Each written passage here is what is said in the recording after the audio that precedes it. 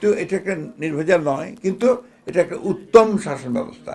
আমি যেটা অনুরোধ করবো, আমাদের তথ্যমন্ত্রী এখানে উপস্থিত আছেন, তার এখন সুযোগ আছে যে এই বিষয়টা নিয়ে শহীদ প্রেসিডেন্ট জিয়াউর রহমানের পুরো জীবনটা নিয়ে, তার কাজগুলো নিয়ে, তার চিন্তা ভাবনাগুলো নিয়ে একটা গবেষণা অত্যন্ত মানে ভালো উঁচু মানের গবেষণা হওয়ার প্রয়োজন। এখন পর্যন্ত আমি যতগুলো বই পড়েছি, আমার কাছে একমাত্র আমাদের বিশিষ্ট সাংবাদিক, প্রয়াত সাংবাদিক মাহফুজুল্লাহ সাহেব, তার বইটাই আমার কাছে সবচেয়ে ভালো লেগেছে। এবং এত আপনার গবেষণা লব্ধ একটা বই, গবেষণা করেই তিনি কাজটা করেছেন, যেটা আমাদেরকে কিছুটা আপনার কাজ দেয়। যারা পড়তে চান তারা এটা পাবেন।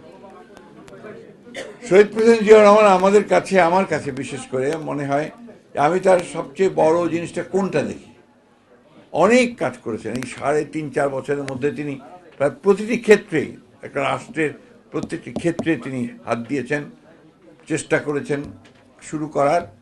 কোন বিষয়গুলো সবচাইতে আমার কাছে মনে হয় যে যেগুলো মৌলিক কাজ করেছেন, প্রথমটি আমার কাছে যেটা মনে হয় সেটা হচ্ছে যে আমি যে একজন বাংলাদেশি, আমি যে সেপারেট, আমার যে আলাদা আইডেন্টিটি আছে, আমি যে পশ্চিম বাংলার বাঙালি নই, আমি এই ভূখণ্ডের একজন নাগরিক, এবং আমার যে আলাদা একটা সত্তা আছে, এটা তিনি এস্টাবলিশ করেছেন তার বাংলাদেশি জাতীয়তাবাদের যে তথ্য, সেই তথ্য দিয়ে।